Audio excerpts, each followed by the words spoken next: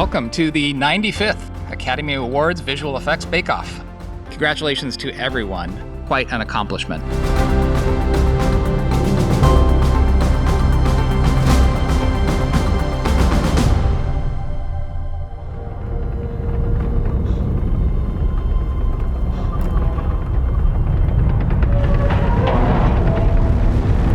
We saw in the reel that yellow smoke and the tanks coming out of that. Can you talk a little bit about the way that became your creature and the way you were kind of tuning that performance to get as much character out of that as possible? The yellow smoke was something that we wanted to keep open for the audience to figure out what this is. I mean, it could be a gas attack. At the same time, I always thought of it as a sort of an announcement of the creatures, whether it's their smell or their pollution. When you see a big cloud wave coming, you know, oof, there's something bad behind it. That sequence was so sensitive to contrast, whether you see him or not. And so we actually had to render those shots twice. One pass with the machines and then one without. And we sort of, in the grading, did a live mixing in DaVinci Resolve, which was really fun to do. The city streets are crowded for the holiday. Even with the rain.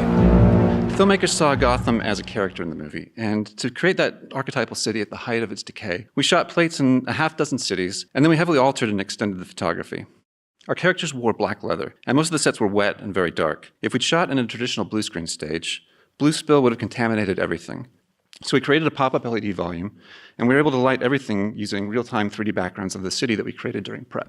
Jesus, this is a powder keg. The Batmobile chase was grounded in practical photography and physical effects rigs. The special effects department built 4 bespoke, high-performance Batmobiles, and each version of the vehicle was engineered and constructed for a specific purpose, and they were all built from scratch. I mean, that was one of the things that because each Batmobile was kind of custom tailored for a specific job, they didn't all fit the design spec exactly. Like, for example, the jumping Batmobile, once it hit the ground and it stood back up on that long throw suspension, you know, it looked like the Daddy Longlegs version of the Batmobile. And so Anders, at a certain point, had to take over and, you know, replace that along with the wet ground and fire reflecting off the water.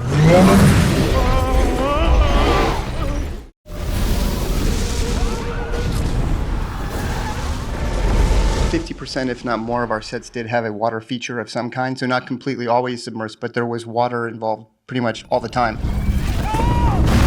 I'll let Craig kind of chat to the integration between Dan Sudick's massive rigs and then Lem's work in combining those two worlds. Yeah, Dan's rigs gave us a foundation that was absolutely rock steady. Everything possible that was safe is basically what we got. But safe is not what you want. So, you know, everything needed augmentation, a layer on top, basically the whole front layer of it. There was a desire overall, not just with Autumn, but all of the HODs to carry on their visions through into post. So we did lots of exploration early on with hair, makeup, and costume.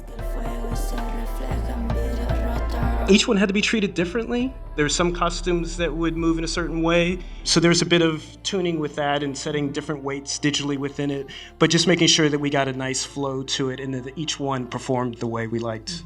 Come on.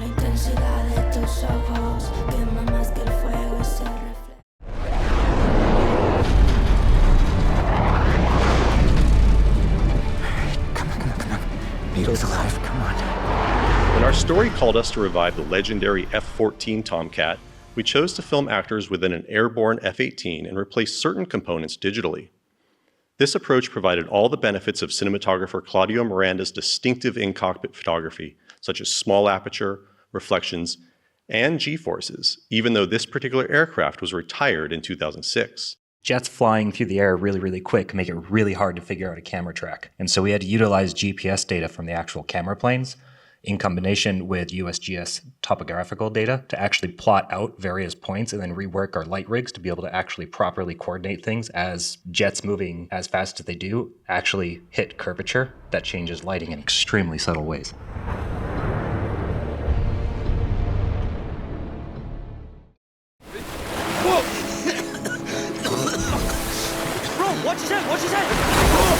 The shots where Spider's helping to pull the Na'vi onto the rocks, it looks complicated. Yeah, as I was describing in the reel, we did it in multiple passes. And one sort of trick that we had, the real-time depth system that we evolved for the camera, actually served us very well in those shots because we could get a moving mesh per frame of all the characters and the water, which we weren't expecting to work, but it did. So that gave us, anytime we were integrating with Spider, we could generate a mesh to get contact points. I'd love to hear you talk a little bit about how you've got the new head rig and the neural network and how that all worked. And well, we switched to a stereo head rig. We had been using on the first film a single camera, but the cameras were lightweight enough that we could go with stereo. But really the key, because this is such a character-driven film, was the facial system. So we put everything into a neural network. And the beauty of that is when you're changing from pose to pose, every point on the face understands what every other point on the face should be doing. And so you get this natural movement across the face as you go from shape to shape. They took him. Okay. It's all right, baby. Go. He's a tough kid. Thank you very much, and congratulations again to our shortlisted films.